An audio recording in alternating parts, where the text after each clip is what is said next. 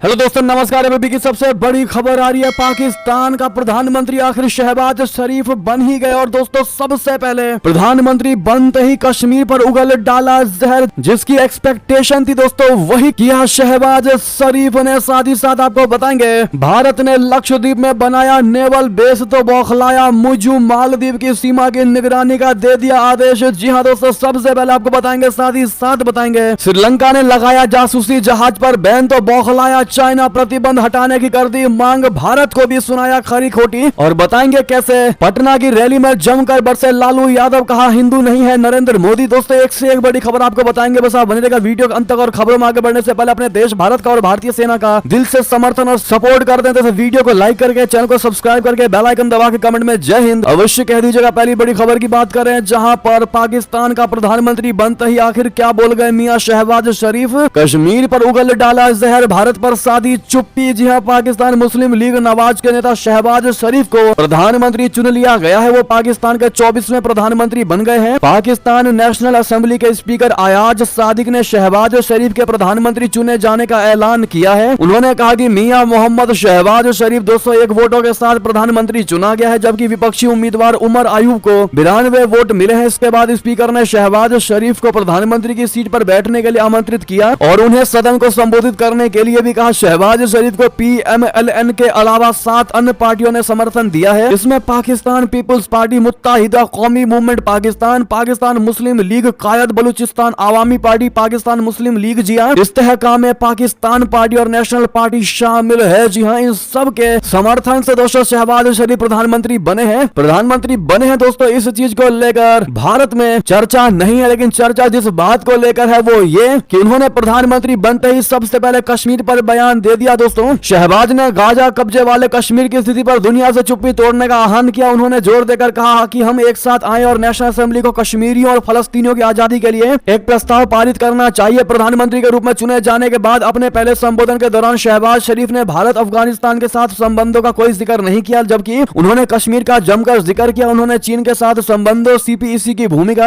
America, Europe, Saudi Arabia, UAE आदि के साथ संबंधों पर विस्तृत जानकारी दी, लेकिन भारत को लेकर कोई जिक्र नहीं किया। इससे क्लियर है दोस्तों कि अब आने वाले समय में भारत पर जहर जरूर उगलेंगे। जी हाँ, बहरहाल अगर आप भी मानते शहबाज शरीफ पहले भी भारत का कुछ बिगाड़ नहीं पाए थे और आगे भी कुछ बिगाड़ नहीं पाएंगे, तो कमेंट में मेरा भारत महान कहना मत भूलेगा। नेक्स्ट खबर की बात करें, जहां पर मालदीव से बहुत बड़ी खबर, भारत ने लक्षद्वीप में बनाया नेवल बेस तो बौखलाया मुजू। मालदीव की सीमा की निगरानी का दे दिया आदेश। जी हाँ दोस्तों, मालदीव के राष्ट्रपति मोहम्मद मुजू ने भारत से लगती अपने देश की सीमा की 24 घंटे निगरानी का आदेश दिया है। इसके लिए उन्होंने निगरानी प्रणाली को स्थापित करने के लिए काम शुरू करने का आदेश भी दे दिया है। उनका यह आदेश लक्षद्वीप के मिनी कोय द्वीप पर भारतीय नौसेना के बेस INS जटायु के उद्घाटन के कुछ दिनों पहले ही आया है। भारतीय रक्षा मंत्रालय ने एक दिन पहले ही बयान जारी कर बताया है कि लक्षद्वीप के मिनी कोय द्वीप पर बने INS जटायु बेस का उद्घाटन 6 मार्च को किया जाएगा। इससे हिंद महासागर में भारत की बढ़ती रणनीतिक उपस्थिति के तौर पर देखा जा रहा है। मुजू ने शनिवार को अपनी यात्रा के दौरान रा एटोल मीधु के स्थानीय लोगों से बात करते हुए कहा कि समुद्र का क्षेत्रफल मालदीव की पूरी भूमि से दुगना बड़ा है। उन्होंने आगे कहा कि मालदीव अपने विशाल क्षेत्र के बावजूद अपने विशेष आर्थिक क्षेत्र पर नियंत्रण नहीं रख पाया है। उन्होंने कहा कि हालांकि EEZ हमारे क्षेत्र का हिस्सा है, लेकिन हमारे पास क्षेत्र की निगरानी करने की क्षमता नहीं है, जबकि इस क्षेत्र का उपयोग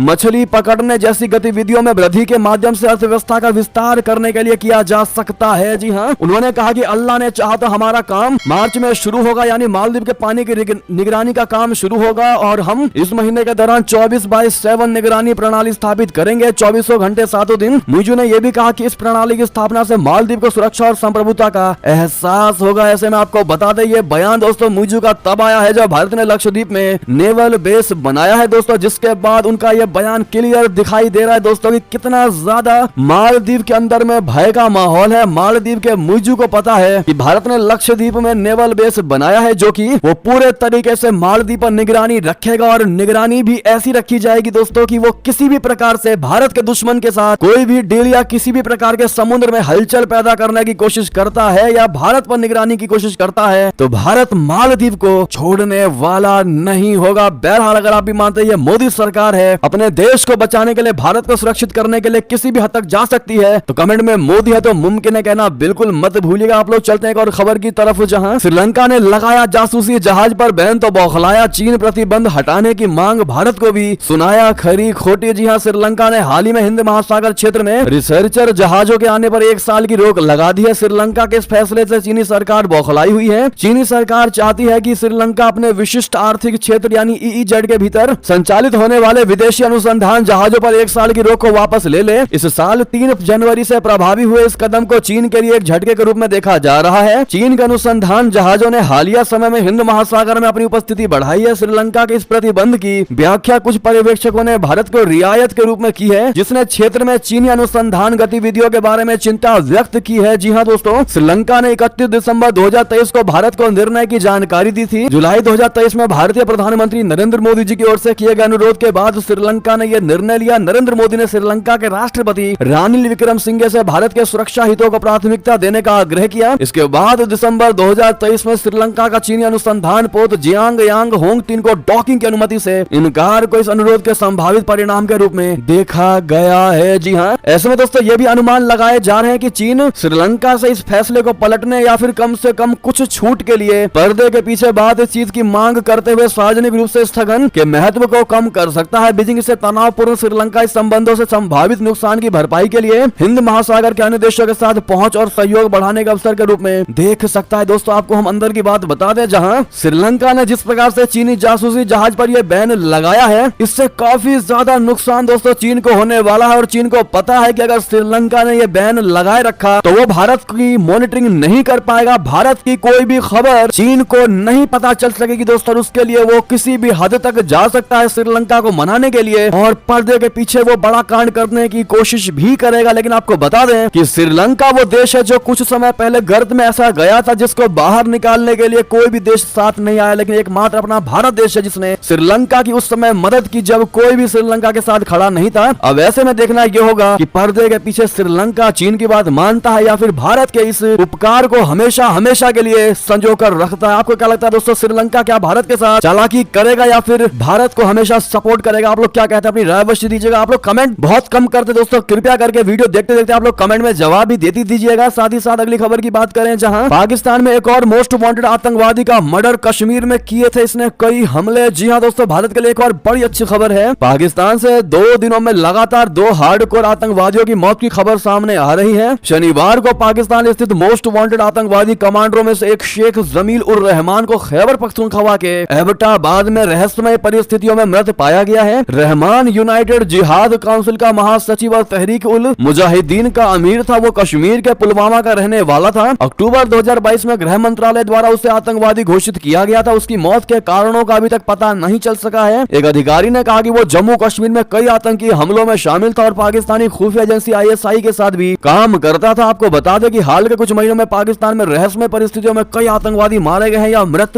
पाए गए हैं। जी हाँ, ऐसे में मोदी है तो मुमकिन है, कमेंट में बिल्कुल लिखना मत भूलिएगा। दोस्तों नेक्स्ट खबर की बात करें, जहां ताइवान के विदेश मंत्री ने भारत में दिया इंटरव्यू तो बौखला गया चाइना। जी हाँ, भारत में चीनी दूतावास ने ताइवान के विदेश मंत्री जोसेफ वू के एक भारतीय मीडिया चैनल के साथ इंटरव्यू को लेकर बयान जारी किया है। इसमें आरोप लगाया गया है कि चैनल ने विदेश मंत्री को ताइवान की स्वतंत्रता की वकालत करने के लिए मंच प्रदान किया। इसके जवाब में ताइवान की ताइपे ने कहा कि भारत और ताइवान आजाद और जिंदा पत्रकारिता वाले लोकतंत्र है। गौर करने वाली बात यह है कि भारत ताइवान के संबंध में वन चाइना पॉलिसी का पालन करता है और ताइपे के साथ उसके औपचारिक राजनयिक संबंध नहीं है। चीन के दूतावास द्वारा जारी किए गए बयान में कहा गया है कि 29 फरवरी 2024 को एक खास भारतीय टीवी ने ताइवान के विदेशी मामलों के कार्यालय के प्रमुख जोसेफ वू के साथ एक साक्षात्कार प्रसारित किया, जिसने उन्हें ताइवान की स्वतंत्रता की वकालत करने और गलत जानकारी प्रसारित करने के लिए मंच प्रदान किया। ये वन चाइना पॉलिसी का गंभीर रूप से उल्लंघन है और ये पूरी तरह से अस्वीकार्य है। वो ये वन चाइना सिद्धांत को इस तरह से परिभाषित किया कि दुनिया में केवल एक चाइना ही है, ताइवान चीन का हिस्सा है और पीपुल्स रिपब्लिक ऑफ चाइना की सरकार पूरे चीन का प्रतिनिधित्व करने वाली एकमात्र कानूनी सरकार है, जिसके लिए चीन को यह बुरा लगा है दोस्तों कि आखिर ताइवान के विदेश मंत्री का भारत में इंटरव्यू क्यों हुआ। दोस्तों आपको बता दें कि भारत अभी भी ताइवान को एक अलग देश नहीं मानता है। वन चाइना पॉलिसी को आज भी भारत फॉलो करता है क्या, इस पर भारत को गौर करना चाहिए। आपकी इस पर जो भी राय हो दोस्तों बताइएगा। जरूर अगली खबर की ओर चले, जहां भारत की विपक्षी पार्टी बोले तो कांग्रेस पार्टी के राहुल गांधी ने कहा चीन पाकिस्तान हमसे बेहतर है, युवाओं को कमजोर ट्रेनिंग देकर मोर्चे पर भेज रही है मोदी सरकार। जी हां, बिहार की राजधानी पटना के गांधी मैदान में चल रही महागठबंधन की जन विश्वास महारैली के दौरान युवाओं की बड़ी तादाद देखकर कांग्रेस के नंबर 1 नेता, नंबर 1 ना भी कहे तो ट्रेंडिंग नेता राहुल गांधी ने अग्निवीर का मुद्दा उठाया। उन्होंने कहा कि सेना में दो तरह के सैनिक हो गए हैं, अग्निवीर ऐसे सैनिक होंगे जो शहीद होकर भी उसका दर्जा हासिल नहीं कर सकेंगे, न जीते जीत सुविधा मिलेगी और न ही शहीद होने पर सम्मान। प्रधानमंत्री नरेंद्र मोदी की सरकार इन अग्निवीरों को 6 महीने की ट्रेनिंग देकर चीन पाकिस्तान की मजबूत सेना के सामने भेज रही है। राहुल गांधी ने कहा कि इस देश में नफरत क्यों फैल रही है, इस देश में नफरत की जगह नहीं है, इसका सबसे बड़ा कारण अन्याय है, युवाओं, किसानों, गरीबों के खिलाफ अन्याय है। मोदी जी केवल 2-3 अरबपतियों के लिए काम करते हैं, उनके लाखों करोड़ों रुपए के कर्ज माफ कर दिए जाते हैं। किसानों के कर्ज माफ क्यों नहीं किए जा रहे? एक उद्योगपति के हाथ में हिंदुस्तान के बंदरगाह, रेलवे, रक्षा को पकड़ा दिया है। हिंदुस्तान में पिछड़ा, अति पिछड़ा, दलित और आदिवासियों की आबादी 73% है। जब आप देखिए कि 73% में हिंदुस्तान की बड़ी कंपनियों की लिस्ट निकाली है, इनमें से एक भी आदमी इस वर्ग को आपको नहीं मिलेगा। और भी बहुत कुछ कहा दोस्तों राहुल गांधी ने। पाकिस्तान चीन को लेकर भी कहा। उन्होंने कहा कि पीएम मोदी ने जनता के विरोध के बावजूद सेना में अग्निवीर लागू कर दिया। पहली बार इस देश में 2 तरीके के शहीद होंगे, एक शहीद वो जिसे पेंशन समेत सारी सुविधाएं मिलेंगी, दूसरा शहीद वो होगा जिसको पेंशन नहीं मिलेगा और ना ही शहीद होने का दर्जा मिलेगा। और भी बहुत कुछ कही गई है दोस्तों, आपको बताएंगे तो वीडियो लंबी हो जाएगी। लेकिन क्या आपको नहीं लगता कि भारत के विपक्ष का बस एक ही कार्य रह गया है, मोदी सरकार को घेरने का, और विकास की कोई बात ही नहीं होती है दोस्तों विपक्षी पार्टियों के द्वारा? इस पर आपकी अब जो भी राय हो अवश्य बताइएगा हमें कमेंट में लिखकर। साथ ही साथ दोस्तों आपको हम ये भी बता दें, पटना की रैली में जमकर बरसे लालू यादव, कहा हिंदू नहीं है नरेंद्र मोदी, पलटू राम है नीतीश कुमार। जी हां, बिहार की राजधानी पटना में महागठबंधन की बड़ी रैली चल रही है। राष्ट्रीय जनता दल के अध्यक्ष लालू यादव यहां सभा को संबोधित कर रहे हैं। उन्होंने प्रधानमंत्री नरेंद्र मोदी पर जमकर हमला बोला। उन्होंने कहा कि नरेंद्र मोदी आजकल परिवारवाद का जिक्र कर रहे हैं, आपके पास परिवार नहीं है, आप हिंदू भी नहीं है। उन्होंने मुख्यमंत्री नीतीश कुमार को भी निशाने पर लिया और उन्हें पलटू राम बताया। लालू यादव ने कहा मोदी कोई चीज है क्या, ये आजकल परिवारवाद पर हमला कर रहे हैं, कहते हैं कि लोग परिवार के लिए लड़ रहे हैं, आपके पास परिवार नहीं है। आपकी माताजी का जब देहांत हो गया तो हर हिंदू अपनी मां के शोक में बाल दाढ़ी छिलवाता है, आप बताओ आपने क्यों नहीं छिलवाया? राम रहीम के बंदों में देश में नफरत फैला रहे हैं। साथ ही उन्होंने नीतीश कुमार को पलटू राम भी बताया है। बहरहाल दोस्तों इतने टाइम बाद लालू प्रसाद यादव का यह बयान आया है, और आया भी तो प्रधानमंत्री नरेंद्र मोदी जी और नीतीश कुमार पर कटाक्ष करते हुए। बहरहाल आप क्या जवाब देंगे दोस्तों, कमेंट में लिखकर अवश्य बताइएगा। साथ ही साथ ये थी अभी की सारी बड़ी खबरें। आपको हमारी खबर कैसी लगी? आशा करता हूँ बहुत अच्छी लगी होगी। अगर थोड़ी भी अच्छी लगी है तो इस वीडियो को दोस्तों में, भाइयों में, साथियों में, रिश्तेदारों में शेयर अवश्य कर दीजिएगा। और अभी कर दीजिए इस वीडियो को लाइक, चैनल कर दीजिए सब्सक्राइब, बेल आइकन दबाइए, साथ ही कमेंट बॉक्स में लिख दीजिएगा जय हिंद जय भारत। और यहाँ तक बने रहने के लिए आप सभी का बहुत बहुत धन्यवाद।